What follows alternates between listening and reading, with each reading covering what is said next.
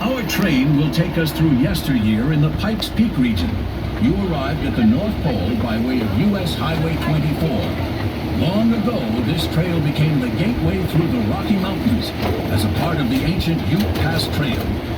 The Indian migrations followed this very same route through the plains of Colorado to the plateaus of Utah and back again. Gold brought prospectors, miners, settlers, and mercantile people by the thousands to the Rocky Mountains in 1859. Yeah, I've just got to say that it was the discovery of gold that started the statehood of Colorado. Why, in 1 month, the population of Gregory Gulch jumped from 15 hearty souls to some 10,000. Covered wagon trains by the hundreds came across the plains, and many of them had Pikes Peak or bust written on the covers of those wagons.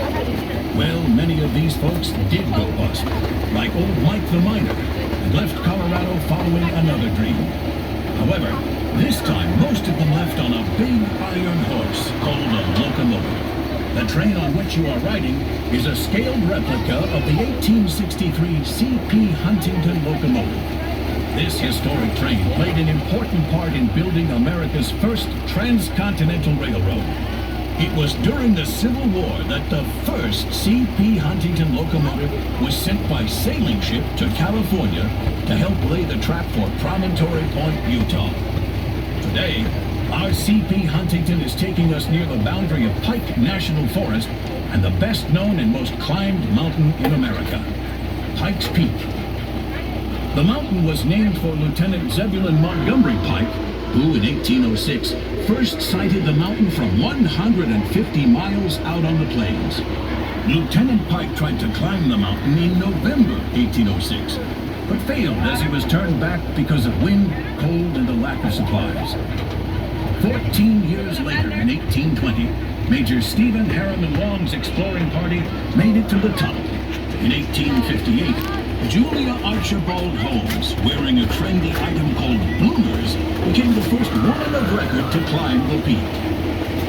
The first toll road for horses and mules to the top of Pikes Peak was opened in 1888.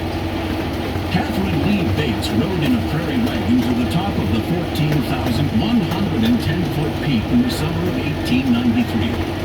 Overwhelmed by the purple mountain majesties that surrounded her, she penned the opening lines to America the Beautiful, and would later publish the song on July 4th, 1895. Today, you can drive your car to the top of the mountain and back in about 3 hours.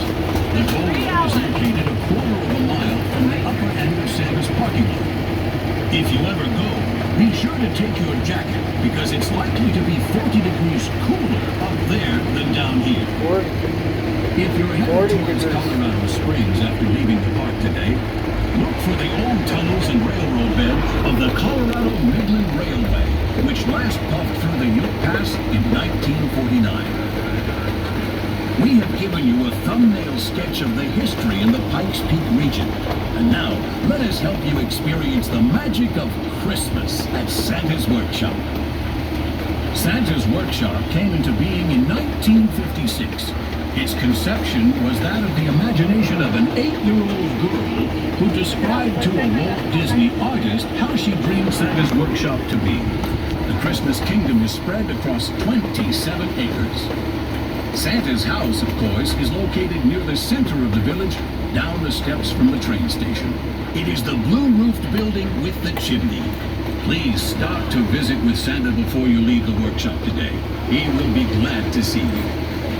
In the center of the village, surrounding the eternally frozen North Pole, you'll find gift shops of every description. There's the Christmas shop, featuring ornaments and decorations for all tastes. And in the boys and girls shops, you'll surely find that special doll or toy for that special girl and boy. We invite you to rest for a moment in Santa's Chapel, located near the duck pond. The North Pole has its own post office, where all outgoing mail is stamped with the official North Pole, Colorado postmark.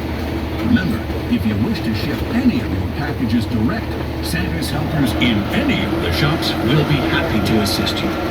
Souvenir items for the folks back home available at the big souvenir shop next to the personalization shop. Do you have a sweet tooth? Choose a sweet treat for yourself at the Candy Kitchen located in the Boys Shop. Or stop by the Fire Pit to make s'mores. Visit the ice cream parlor or one of the other eating places in the park. Talented performers provide a free magic show throughout the day in Santa's show house. Listen for the announcements for showtimes. Have you noticed the English fallow deer at what is located near Santa's giant Ferris wheel towards the back of the park? They love to be fed, and you will love feeding them.